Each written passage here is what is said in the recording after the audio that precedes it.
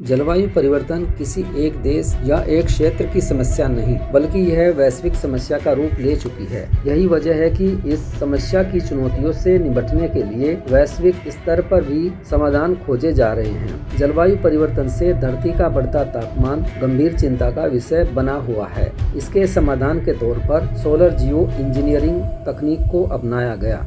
इस तकनीक से धरती को ठंडा करने में काफ़ी मदद मिलेगी और कार्बन उत्सर्जन को कम करके इसे पर्यावरण से भी हटाया जा सकेगा। धरती पर पहुंचकर तापमान बढ़ाने वाली सूर्य की किरणों का मार्ग अवरोधित करके या इन किरणों में से कुछ को परावर्तित करके फिर से आकाश में भेजने से इनकी मात्रा को नियंत्रित किया जा सकता है। इस क्रिया से सूर्य की किरणों की मात्रा कम करके धरती का तापमान बढ़ने से रोका जा सकता है। धरती का तापमान कम करने वाले इस शोध अध्ययन को Georgia take school of public policy के नेतृत्व में proceedings of the national academy of sciences में पब्लिश किया गया। इस शोध के अनुसार कुछ विशेष बारीक कणों का ऊपरी वायुमंडल में छिड़काव किया जाता है। सूर्य की किरणें इन कणों से टकराकर धरती पर आने के बजाय अंतरिक्ष में ही परावर्तित हो जाती हैं। इस प्रक्रिया को SAI यानी स्ट्रेटोस्फेरिक एयरसोल इंजेक्शन कहा गया। इस शोध के निष्कर्षों को प्रिंसटन यूनिवर्सिटी के वैन चेंग यांग ने लिखा। इस शोध की प्रेरणा इंडोनेशिया में हुए ज्वालामुखी विस्फोट को बताया जा रहा है। ज्वालामुखी विस्फोट के बाद इंडोनेशिया में तापमान में